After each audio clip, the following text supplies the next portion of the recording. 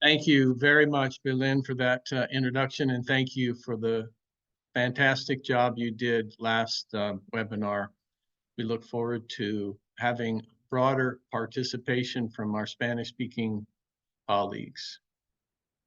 Again, welcome to our webinar series. Today we'll focus on the Reddish egret and the work that's been done and ongoing. First, I'll give a few introductory remarks relative to Road to Recovery.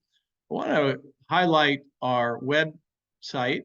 I'm hoping that most, if not all of you, have visited our website, but please do so at r2rbirds.org for listing of future events, webinars, engagement sessions, and other activities that we have been involved in. We have some engagement sessions that will be upcoming along with the webinars that you've been seeing, but we're planning some additional ones, some that would focus on the development of our next generation of bird conservation leaders, indigenous peoples and voices, and more. So stay tuned for more events coming up.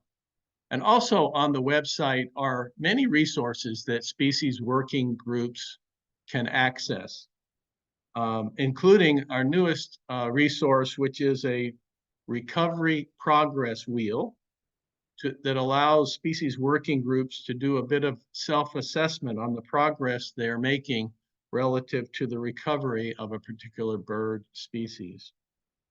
We sometimes refer to it as a gap analysis. Also, there is a directory of species working groups, workshops that and webinars and engagement sessions that we've recorded in the past that you can access, and much, much more. I hope you'll visit r2rbirds.org. And now I'd like to introduce Quinn Carvey, who is our graduate fellow who is running these webinars. Quinn, take it away. Thanks, Paul. Yes, it's my pleasure to introduce today's speaker, who will be giving a talk about the Reddish egret.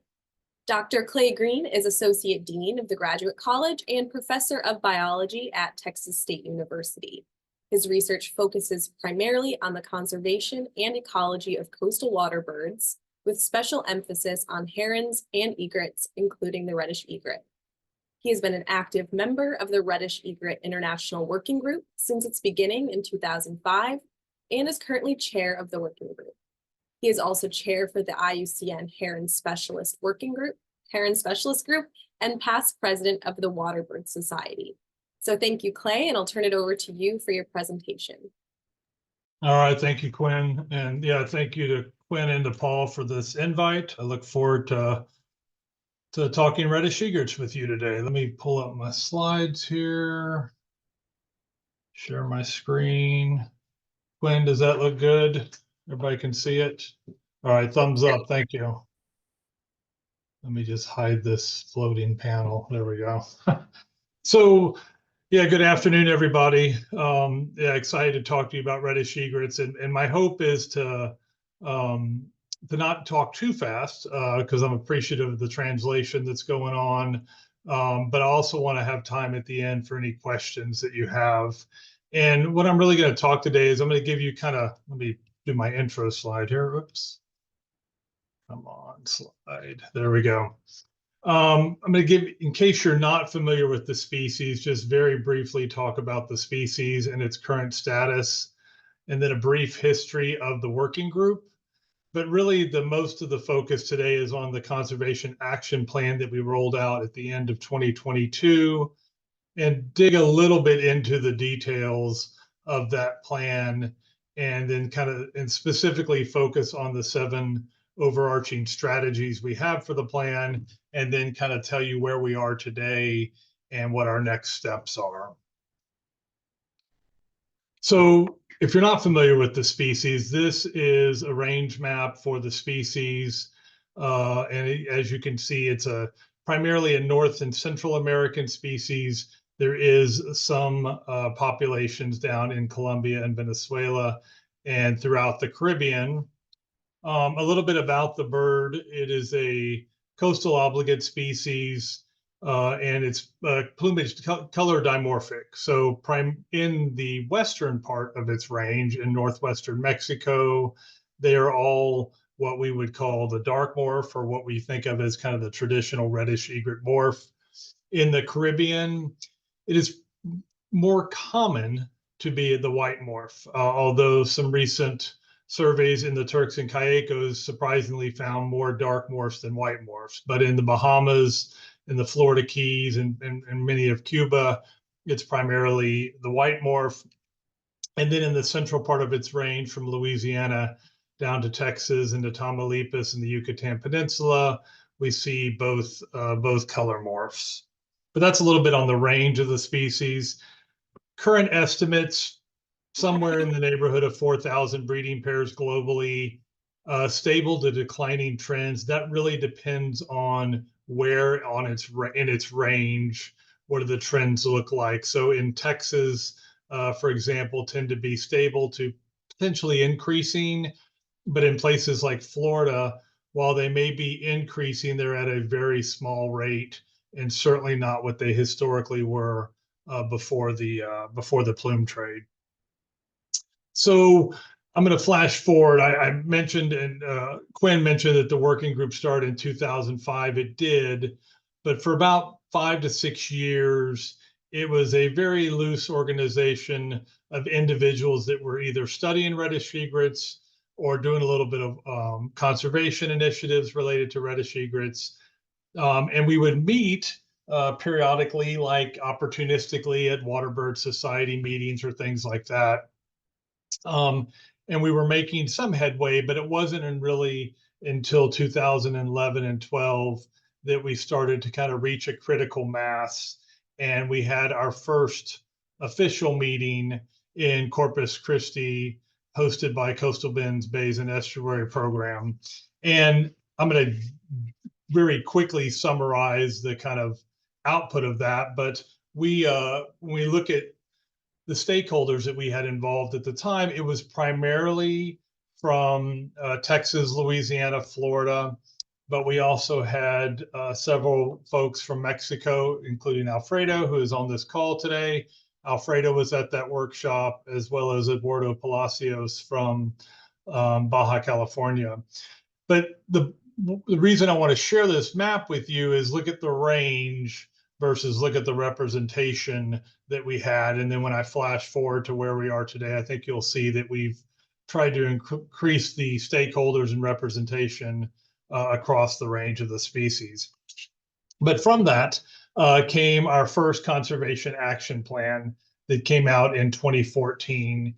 And I'm not going to really spend time on that plan because we have revised that plan extensively, and that's what I'm going to kind of focus on today. But that plan kind of launched us and gave us directions for research. Paul mentioned gaps, right, in species knowledge and in conservation areas, and that's really what that first plan did, was identify gaps and places we need to fill in. And one of the big gaps, as I mentioned earlier, was representation.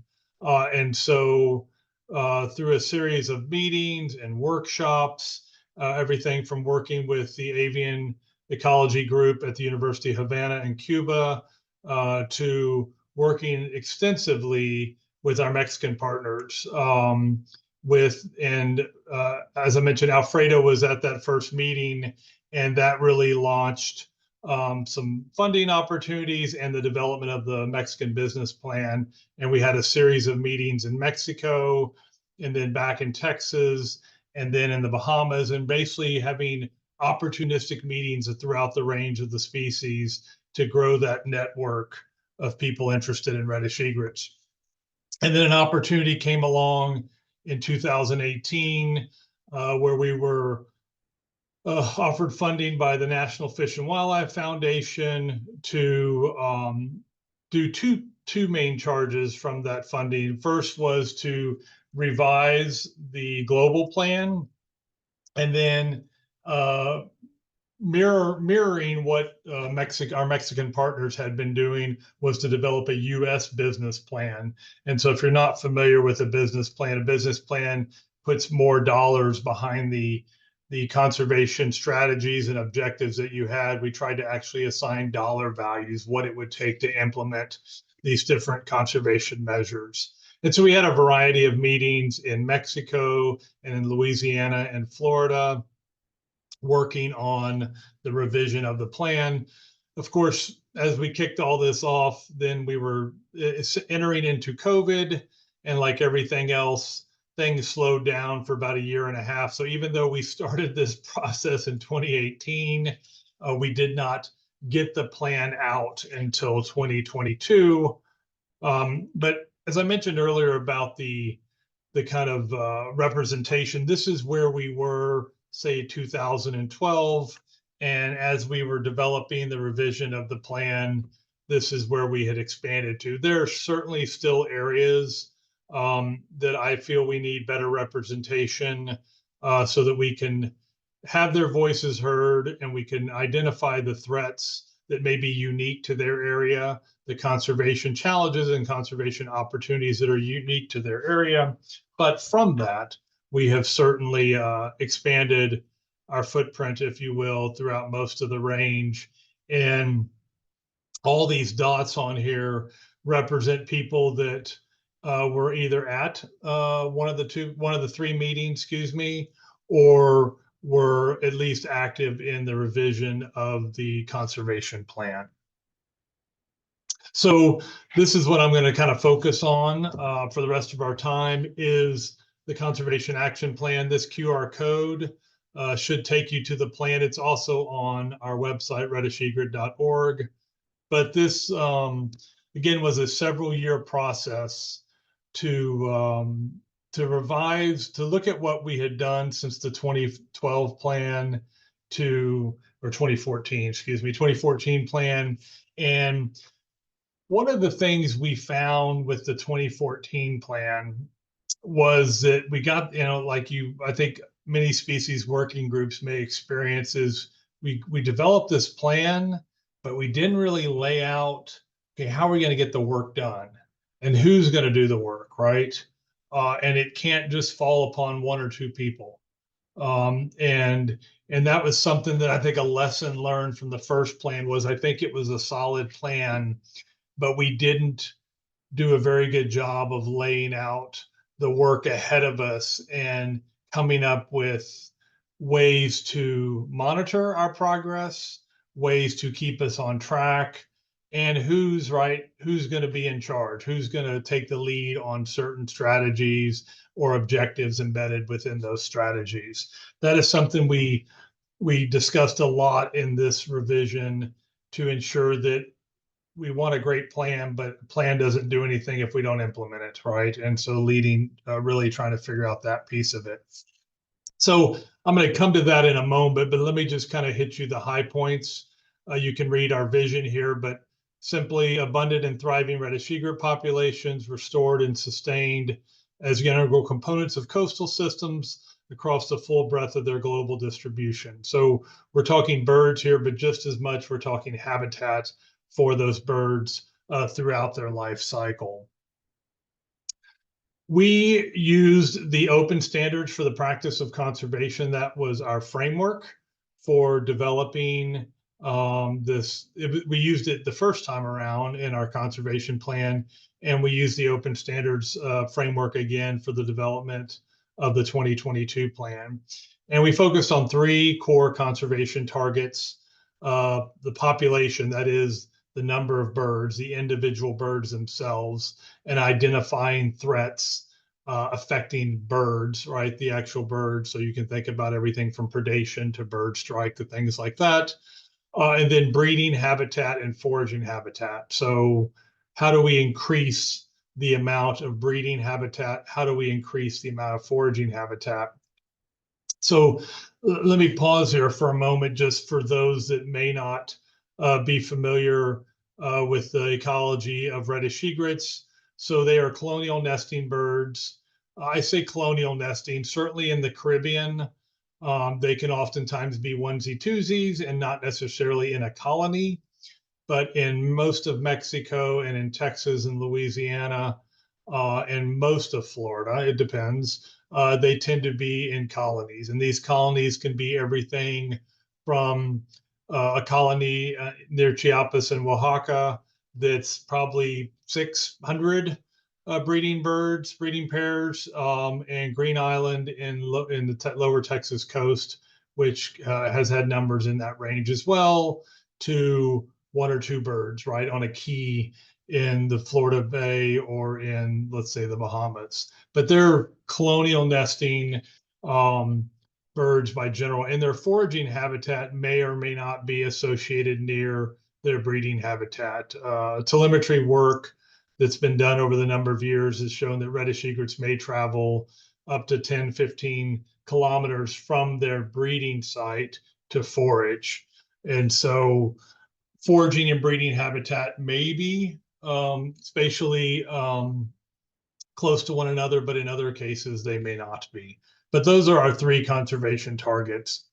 And then we recognized early on in the 2014 plan, and then continued that here, is that from a biological perspective, reddish egrets were not panmictic, so we did not see reddish egret movement around the range.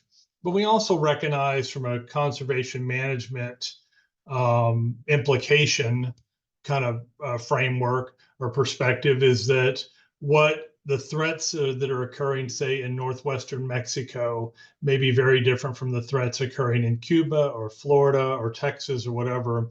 And so we made a decision in the first conservation plan to break them up into management units. This was based on some genetic work that, at a very coarse scale, looked at birds from northwestern Mexico, specifically Baja California, from Texas, Tamaulipas, and from Bahamas. So basically the extremes ends of the range and then the center, and found pretty high levels of genetic differentiation. We have since expanded that study, which I'm not going to talk about today, but I'm happy to share with you. And that study mostly supports these 3 management units. That gene flow is highest along the Western Gulf, right, from Louisiana down to the Yucatan. And then we see gene flow less or more limited, but potential flow in the Caribbean and Florida, and then birds in northwestern Mexico. So I share this with you because we'll talk a lot about management units. And so from that, this is sort of our overarching kind of action plan, kind of way ahead as far as how we are organized in terms of states and countries, but also how we look at stepped down plans. I mentioned the US business plan. So these are our units you can see, and these are the countries and or US states that fall under that. As I mentioned, our Mexican partners worked on and developed the business plan for Mexico, and that came out in 2018, followed by the US business plan that came out in 2020. And again, those are step down versions of the original 2014 plan, again, with focusing on the funding aspect of how much it would cost to initiate these different objectives and strategies. Another thing we did in here was we did threat rating. So if you're familiar with the open standards for the practice of conservation, there's a lot on this slide. And so I do not want you to worry about trying to read it all. But we did threat evaluation in 2014, and then we revisited that again in 2018, 19, and 2020 when we had the series of workshops. No surprise here for a coastal obligate species that climate change related threats are the highest, both in breeding habitat and foraging habitat. Other things related to development. And when you think about engineering, some people wonder what that word may mean. We're talking here like altered hydrology. We're talking dredging of ship channels, things like that, coastal development, whether that be recreational, urbanization, commercial, whatever that may be. But those come out as our highest threats, and then a range of moderate threats from human disturbance to marine vessels like increasing erosion, to potential concerns about wind energy, environmental contamination, and so on. But those are our threats. I'm not going to spend much time on that. What I really want to spend for the rest of my time before I open up with questions is to talk about the 7 strategies. We're going to dig into each strategy here in a moment, so do not worry about trying to read all those strategies.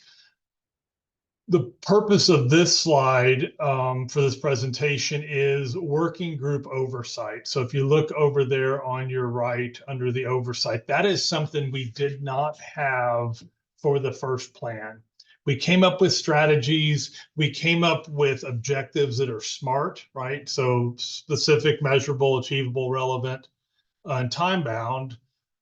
But we didn't necessarily say who is going to take the lead in realizing these objectives and supporting these strategies. And so under the leadership of Kelly Stone, we developed or created committees within the working group: a research and monitoring committee, a habitat management committee, communications committee, and then a planning steering committee. And while this plan was going on, we developed these committees and recruited members. And then now that we have the plan and are working to implement it, we have committee meetings where we have a group of interested individuals come together, Zoom, Teams, whatever format we're on, and we are working our way through the different strategies and objectives that are tied to those strategies. So that's the main point of this slide. I now just want to spend a couple minutes and just briefly talk to you about our strategies. The first strategy is to implement population monitoring. And this is very much about counting birds, right? Developing and implementing a monitoring protocol, recognizing that how someone surveys birds in the Florida Keys may be very different from Texas, which may be very different from Chiapas and Oaxaca. But developing a range of standardized protocols that we all agree upon. And from that, using a queryable dynamic database that this colony data, this breeding count data can be accessed, and then with the goal of periodic range-wide surveys. So working with our partners, our stakeholders across the range to have periodic surveys. So this is very much about monitoring the number of birds. The second strategy is about strengthening legal protections. Our big sort of goal right now that we're focusing on is, from an international perspective, is providing data, population data, to inform future IUCN assessments. We embedded in this is the protective status for the species within countries, within the US, within the Bahamas, within Mexico, and so on. But from an international perspective, we have been working with the IUCN Red List to update. And where that really kind of came about was about 10 years ago. Stephanie Melvin and I, or 12, it's been a long time, 14 years ago, we saw that reddish egrets were listed as a species of least concern internationally. And so we have been, and I'm not suggesting that they need to be, they're currently listed as near threatened, and that may be where they need to be. But we just wanted to make sure we were providing robust data for an accurate assessment of the species. The third, fourth, and fifth strategy are at a lot of the meat of it related to habitat and threats to habitat. So the strategy 3 is about increasing protective habitats. The Habitat Committee, subcommittee of the Habitat Committee, we met this morning actually via Teams to continue to make some progress on this. But our first step is to identify and catalog known breeding and foraging sites. We know, I would say, except for the onesie twosies, we pretty well know where reddish egrets breed throughout the range. What we have less of an understanding on is their foraging locations. Sometimes they forage in places that are pretty inaccessible for humans. And so that is a bigger challenge. But the idea is to first identify breeding and foraging sites, assess their protective status. Are they under some sort of protective status? And from that to prioritize protection with the goal of identifying sites that are important, that are a priority, and increasing the formal protection of those sites. So that's IDing habitat, but then within the habitats, understanding the threats to the habitat and by and large to the birds themselves. And as I mentioned, if you go back to that threat table, okay, climate change was the biggest, right? And development. We're not minimizing those threats, but we're looking as a working group, what can we realistically do to attack, if you will, climate change threats? There are only so much we can do as a working group. But as a working group, as a small group, what are things that we can do? And so really kind of targeting those medium level threats that we feel like we can have a greater impact on. And one of those is disturbance, and the other is predation. Human disturbance, like many coastal birds, right, is a real concern. And so as we work on strategy 3 to identify and prioritize our habitats, we can then assess the threats related to those habitats in terms of disturbance and predation. There's a few more threats here I'm going to go to in strategy 5, but these two we highlighted because we see the real concern of disturbance and predation. Disturbance is, as you might expect, like from this picture here, it's fishers, it's kite surfing, it's people letting their dogs on islands. Most of these birds are not nesting on mainland. They're nesting on, especially in Texas and Louisiana. We think about these are beneficial use, right? Spoil islands. In Mexico, they tend to be more natural islands. In the Keys, right? They're in Florida Keys. They're on these different keys, but recreational type of traffic that can cause disturbance. And then predation. Predation can be problematic in certain areas. Everything from mesocarnivores that have been subsidized, right, through trash, through offal, all sorts of things that increase the numbers, and we deal with predation. So identifying where it's occurring, the extent to it, and then implement mitigation measures for disturbance and predation. And then the last of the strategies really related to habitat is we've identified and cataloged them. All right, we've prioritized them. Now let's look at those other potential threats, but also opportunities, right? So potential threats from coastal energy impact, erosion, sea level rise, engineering, but also look for opportunities. One of the things that we are in conversations with is with ERDEC and the Army Corps of Engineers about beneficial use. And we think about beneficial use to create spoil islands, which certainly could benefit reddish egrets. But what about restoration of tidal flats? That's a conversation that we are engaged in more. I presented a paper, and we had a session at the recent Gulf of Mexico conference in Tampa where we talked about tidal flats. So I think we're trying to bring more attention to those habitats. And then strategy 6 and 7, 6 is outward, engaging influence audiences, and then 7 here in a moment is about us as a working group. But we think about strategy 6, it's what are our strategic communications and outreach? And it's more than just simple signage, right? Because that's good and that's important.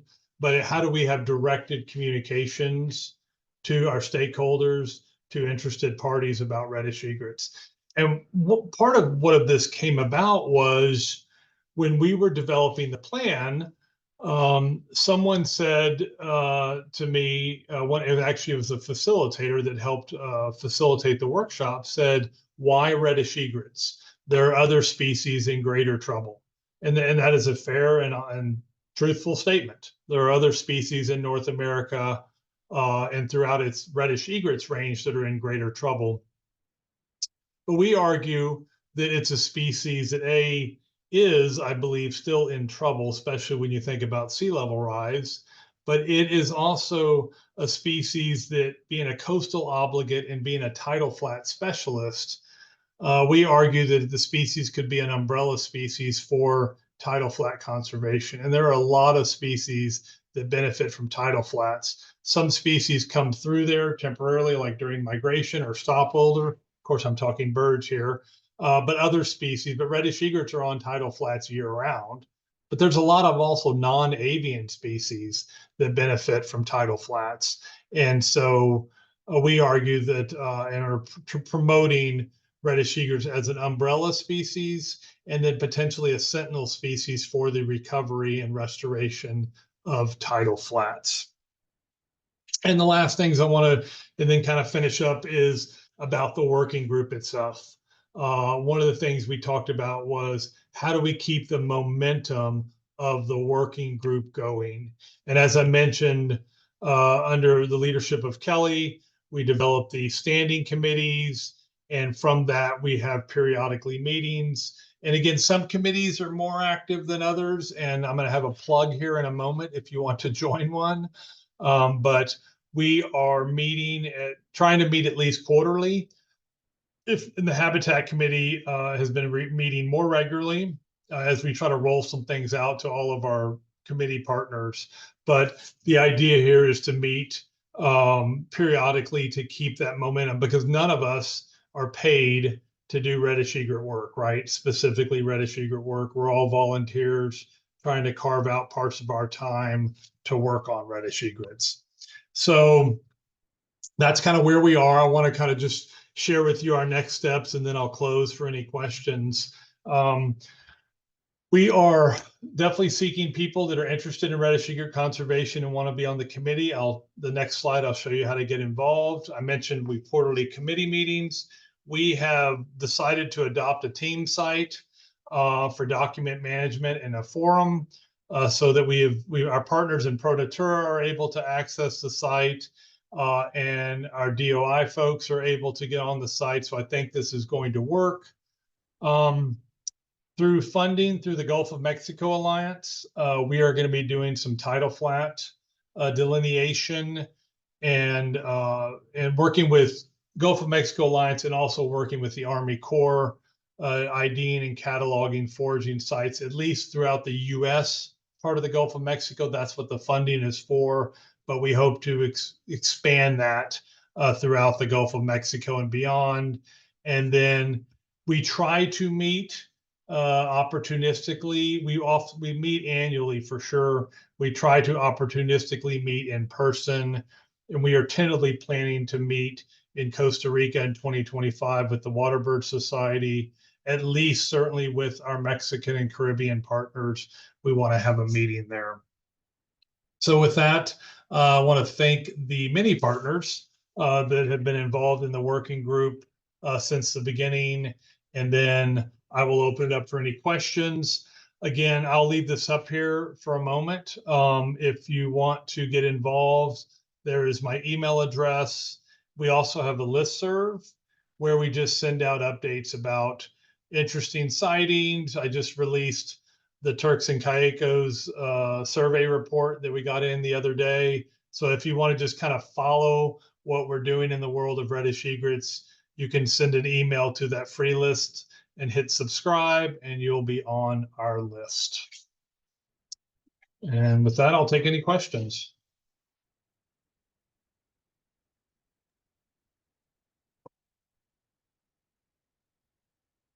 Thank you so much for a really interesting presentation. And as you mentioned, we're opening the floor to questions. You can post your questions in the chat or raise your hand to ask your question live and in action. Great, we have a question from Julian.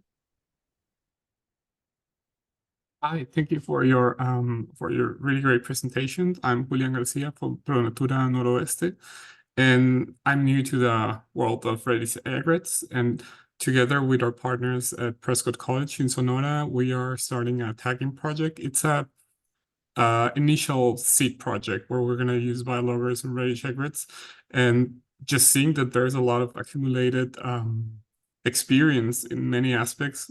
I just wanted to ask for for help or for reference to talk to the people who already have tagged these birds to not make the same mistakes that could have done at the beginning and just learn from you guys.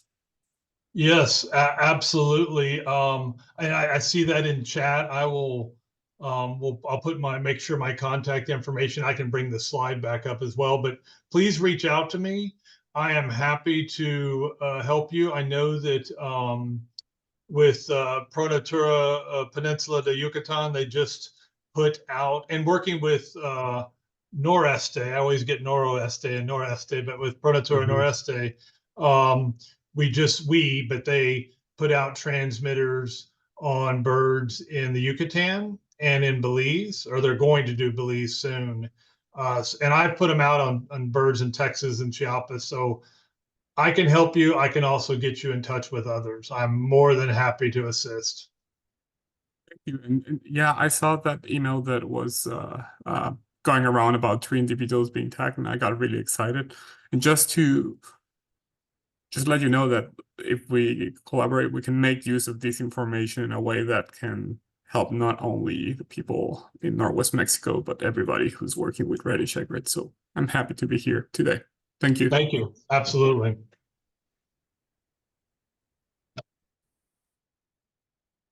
Great, and we have a question in the chat asking, among long-legged colonial nesting waders in North America and other than great white heron, they're curious what other species are in more trouble than Reddish egret? Chuck. Well, I would say, of course, I guess I'm biased because I spend a lot of time on reddish egrets. I think that because of climate change, they have my greatest concern. With that said, and Chuck, I know that you and I have had conversations about this, little blue herons. I think there is some concern there.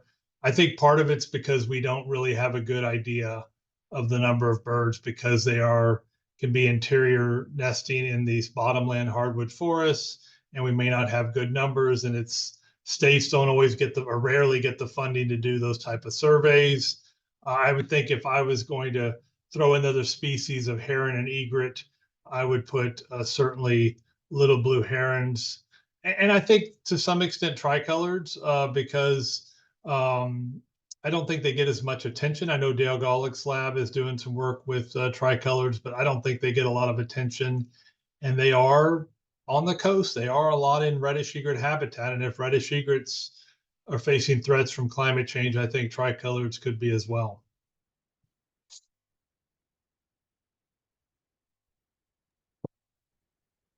And we have a question from Craig.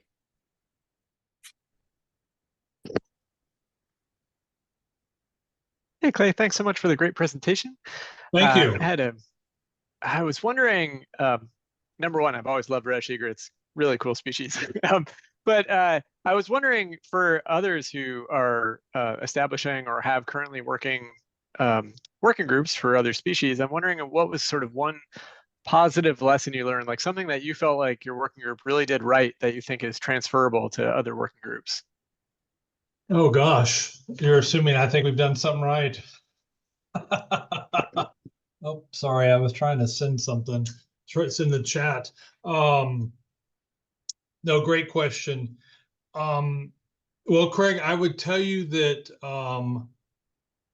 let's see. I don't. At the risk of, I'm not calling out the Fish and Wildlife Service at all. But when we had a dedicated person with the Fish and Wildlife Service that said that, hey, this person can be your cat herder, if you will, we have made the most progress. So Stephanie Melvin and I, but again, Stephanie was a huge cat herder for us, and then it was Troy Wilson, and then it was Kelly Stone, and that really enabled us to make a lot of progress. And when Jennifer Wheeler, right, was chairing with the Waterbird, I certainly miss Jennifer in that position. That was a great help for us.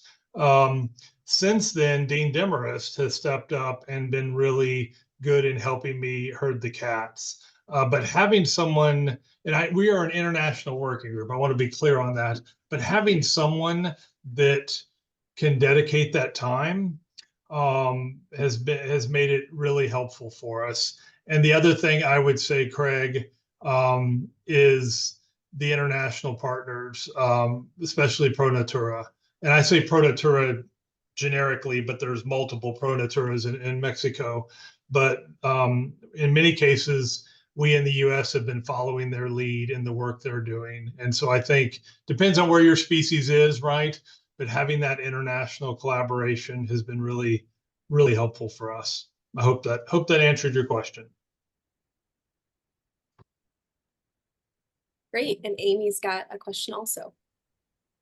Hi, I'm also pretty new to this whole world. I'm really a volunteer and came about this as an advocate for black-crowned night heron in Chicago when a construction project affected a rookery, and it was learned that we have the last known large sizable rookery of black-crowned night heron in Illinois.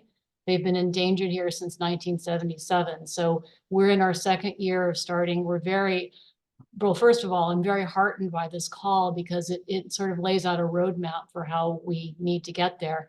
And what resonated was that these are also of least concern worldwide, but we know that there are significant pressures in the Great Lakes and there's significant pressures in the Northeast. In fact, the New England Bird Observer published an article in June about the precipitous decline of black-crowned night heron there. So what you've said about all of these things, all these working parts is really, really interesting. I am particularly struck by this need to have the cat herders to get a broad coalition together.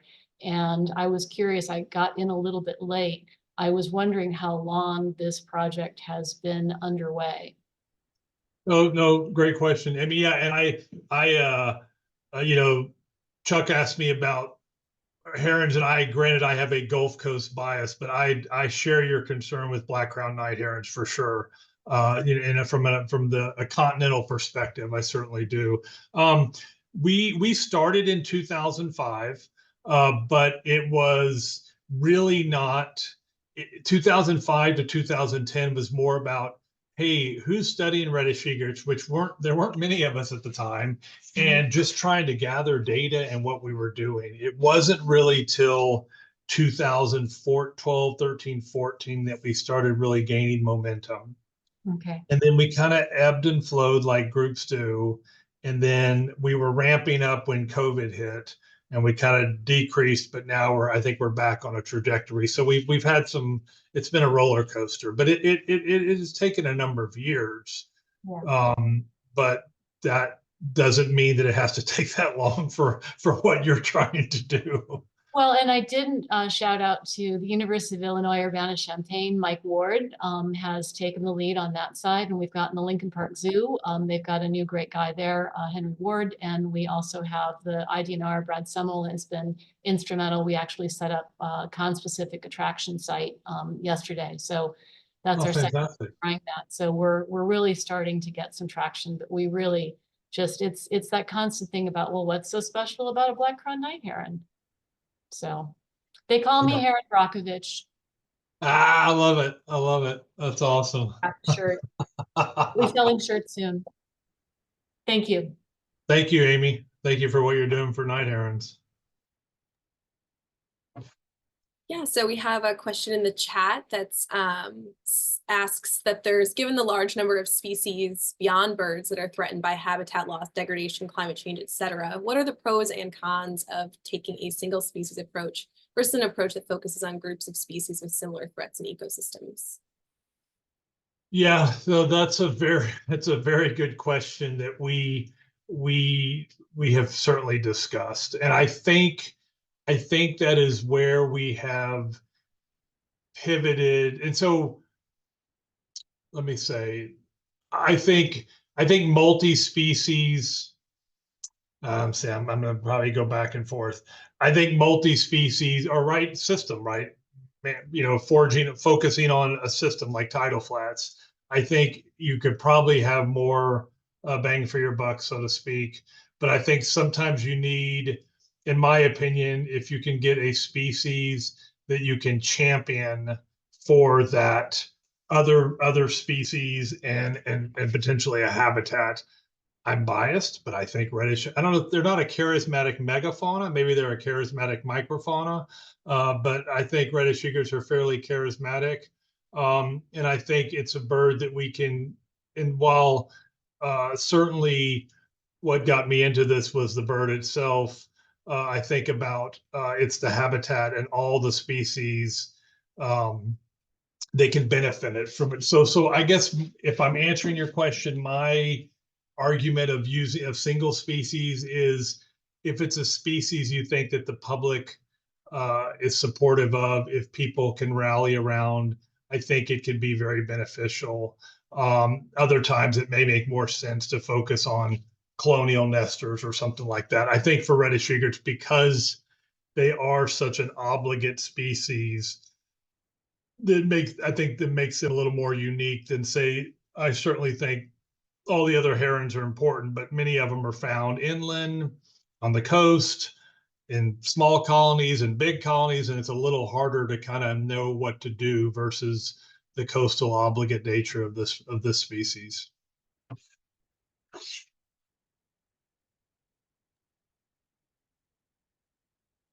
Great, thanks. And I also had a question. So I was really struck by the way that you've increased the capacity of your working group, especially covering the range of the species from kind of that first iteration of your plan to now. So I was wondering if you could maybe just talk about how you reach out to partners in those areas. And also you mentioned kind of having a business plan. So do you have an interdisciplinary team with people focused on different fields of specialty as well?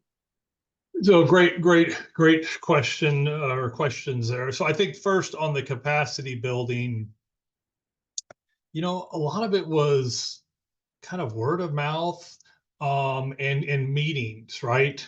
So like I see Lisa's on here. I have not made it to a Birds Caribbean meeting. Someday I will, right? But Jennifer Wheeler was really good in advocating for reddish egrets in the Caribbean, right? And then Alfredo and others with Pro Natura and throughout Mexico were really advocating. And then that led us to, and we would opportunistically go to meetings and look for anybody interested that even knew what a reddish egret was. And so a lot of it was just champion the species and finding those contacts. And even like in the Bahamas, for example, there's no one to my knowledge that is dedicated solely to reddish egrets. That may be rare because Bahamas have a lot of things they're trying to conserve, right? But having that contact in those countries to at least say, hey, we're working on this.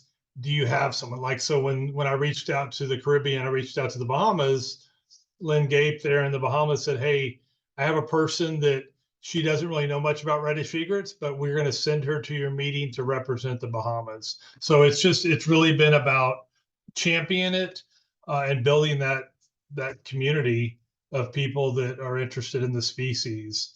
I don't know. And so, and Quinn, I apologize. Tell me your second question. I was just curious if you have an interdisciplinary team with, especially you mentioned a business plan and some other aspects that seem beyond maybe a biologist's specialty. Yes. So we do. I mean, I think most of the people involved in the working group tend to be biologists. We certainly, I think, would benefit from human dimensions aspect, right? For sure.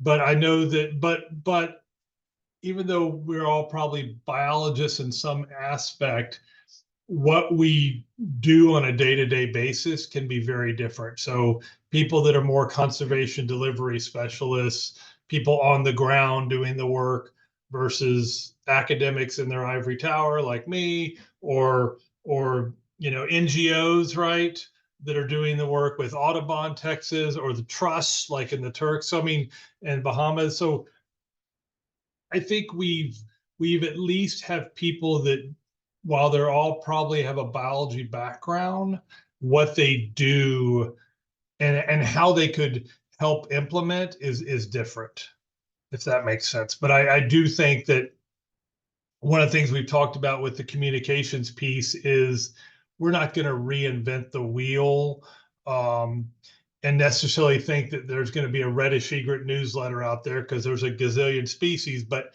how do we have strategic communications that we can network with the joint ventures, right? With our Pro Natura partners, with Birds Caribbean, whatever it may be. How do we get the word out via those kind of things? So while we don't necessarily have someone that does that, maybe scientific or kind of writing, we use what we can and use other resources to kind of do those kind of things. Great, thank you for that information. Quinn, I want to mention one thing. Yeah. Guy put in chat about the Reddish Egret URL. Yeah, I'll look at it. It does redirect to heron conservation only because we used to pay for the website, and I used to pay for it out of pocket, and I got tired of doing that. So we've just piggybacked on the heron website. But if the URL is acting up, I'll certainly look at that. But thanks, Guy. Great. Are there any other questions in the chat or live?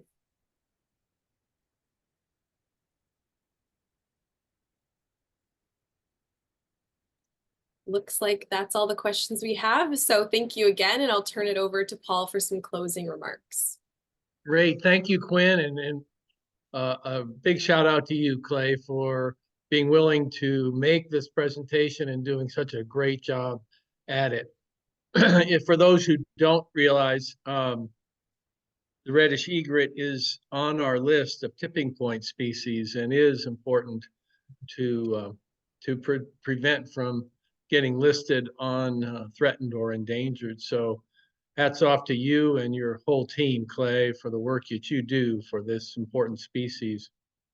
And it reminds me that we are holding monthly webinars, and we have the next couple of months, we have folks signed up to give presentations. But starting about June, we have opportunities. So if you are interested and willing to volunteer to present on a tipping point species or the work of your species working group, we would love to host you and love to put a spotlight on the work that you're doing. So please let us know through our website contact, or if you have my email or Quinn's, we'll love to get you on the list for a future webinar. With that, thank you all. We're right at the top of the hour, so it's perfect timing. Thank you all for joining us on a Friday afternoon, and we wish you a very pleasant weekend. Thank you, and see you next month, if not sooner.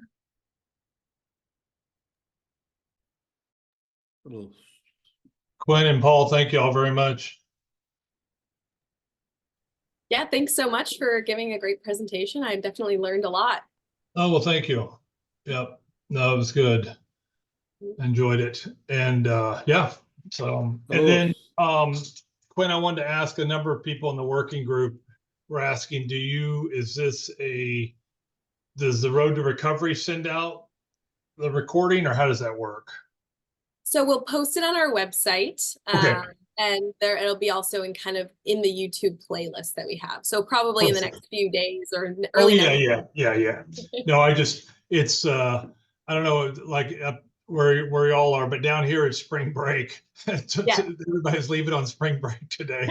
So people are like, I can't make it today. I'm getting the kids out of school. And so anyway, I just